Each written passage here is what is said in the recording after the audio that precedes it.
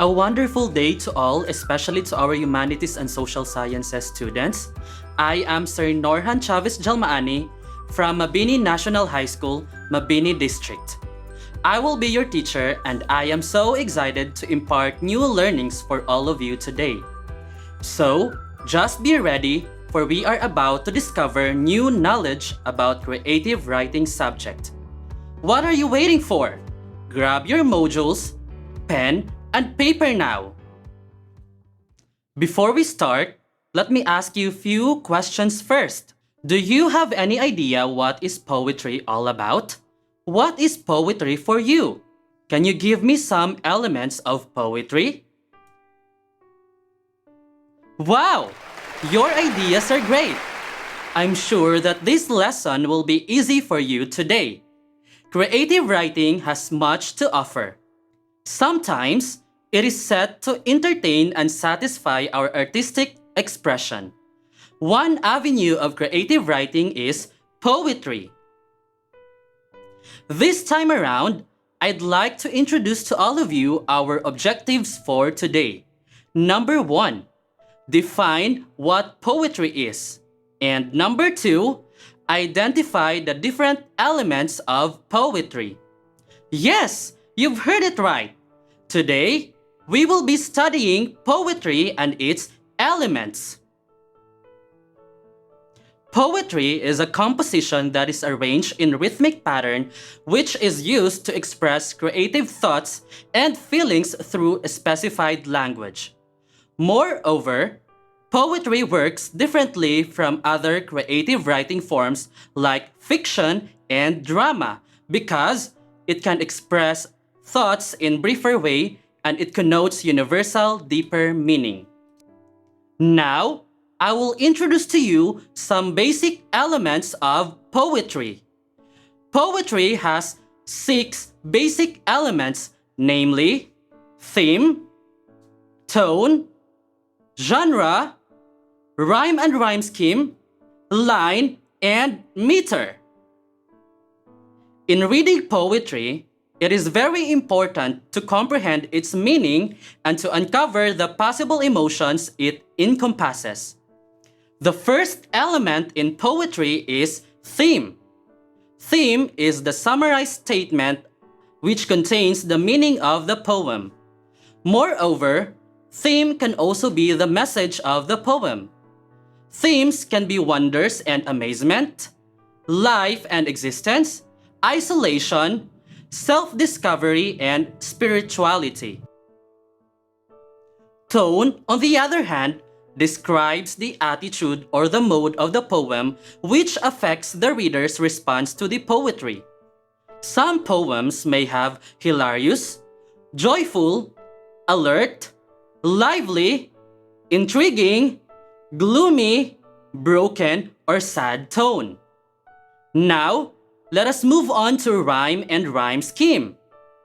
Notice that whenever you recite or read a poem, there is a melody which makes the piece more pleasurable to hear and it adds up rhetoric value. These that link melody and poem have something to do with rhyme and rhyme scheme. Rhyme refers to the repetition of similar sounding words that usually appears at the end of the lines of the poem, which brings rhythm or musicality to the poems. There are 3 types of rhymes: true rhyme, internal rhyme, and slant rhyme. True rhyme occurs when the words sound same syllables at the end of the lines of the poetry. The following is an example of true rhyme from the excerpt of A Dream Within a Dream by Edgar Allan Poe. Yet if hope has flown away, in a night or in a day, in the vision or in none, is it therefore the less gone?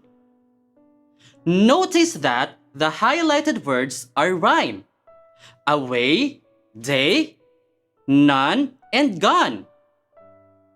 The next one is internal rhyme. Internal rhyme, unlike the true rhyme, happens when two words within the line of poetry have rhyming sounds. The following is an example of internal rhyme from the excerpt of The Raven by Edgar Allan Poe. Once upon a midnight dreary, while I pondered, weak and weary, over many a quaint and curious volume of forgotten lore, while I nodded, nearly napping, suddenly there came a tapping, as of someone gently rapping at my chamber door. "'Tis some visitor," I muttered, tapping at my chamber door. Only this and nothing more. Look at the words dreary and weary. Both words happen to appear within a line. So, the pair words are an example of internal rhyme. In addition, napping and tapping has the same explanation. The last one is slant rhyme. It is a type of rhyme where words sound similar but do not rhyme exactly. The following is an example of slant rhyme from the excerpt of Hope is the Thing with Feathers by Emily Dickinson. And sweetest in the gale is heard, and sore must be the storm that could abash the little bird that kept so many warm. The following pair of words, heard, bird, and storm, warm, are slant rhymes since they are different words but sounds alike. Now, let us discuss what a rhyme scheme is. Rhyme scheme is the pattern of rhyme that comes at the end of each line in poetry. Usually, it is represented or indicated by letters. Take this poem of Robert Frost that I will be reading to you entitled Neither Out Far Nor in Deep. For example, the people along the sand all turn and look one way. They turn their back on the land. They look at the sea all day. As long as it takes to pass, a ship keeps raising its hull. The wetter ground like glass reflects a standing gull. The words that have the same letters are rhyme. If another rhyme appears on the other stanzas, it will take same letter representing the rhyme. So, the rhyming scheme of the first stanza is A, B, A, B. And the second stanza is C, D, C, D. Now, let us move on to the line. Line refers to the line of words in the poetry. When lines are formed in a unit or a group, it is called stanza. This time, I will be showing you a table which shows the forms of stanzas according to the number of poetic lines. 2 lines for couplet. 3 lines for tercet. 4 lines for quatrain. 5 lines for quintain. 6 lines for sestet. 7 lines for septet. And 8 lines for octave. Meter, on the other hand, is the systematic arrangement of syllables or accents in the line of poetry. There are varied metrical patterns. Syllabic meter and free verse are just 2 of those. Syllabic meter or syllabic verse has a fixed number of syllables in each line, though there may be a varying numbers of stresses. In other words, syllabic meter is determined by the total number of syllables per line, rather than the number of stresses. Free verse, on the other hand, has lines that have irregular number of stresses and syllables. Hooray! What an amazing learning we have for today about poetry and its elements. Now, it's time to know whether you have learned something on the presentation. It's assessment time! Before we start, please get a notebook or a paper and a ball pen for you to answer the questions that I will be asking you. I will read each question twice, so listen carefully. Okay? For the instructions, kindly choose the letter of the best answer. Write your answer on a separate sheet of paper. Number 1. Which of the following describes tone as an element of poetry? Again, which of the following describes tone as an element of poetry? A. The author's style of writing. B. The reader's feelings while reading the text. C. The reader's feelings before reading the text. And letter D. The author's attitude or feelings. Are you done? That's right! The answer is letter D. The author's attitude or feelings. Number 2. Which of the following refers to the group of lines that form a division of a poem? I repeat. Which of the following refers to the group of lines that form a division of a poem? A. Meter. B. Rhyme. C. Stanza. And D. Genre. Are you finished? You are awesome! Yes, you are correct.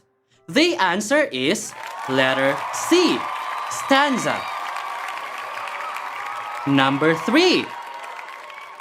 Identify what form of stanza is used in the following excerpt from the poem entitled Tree by Joyce Kilmer.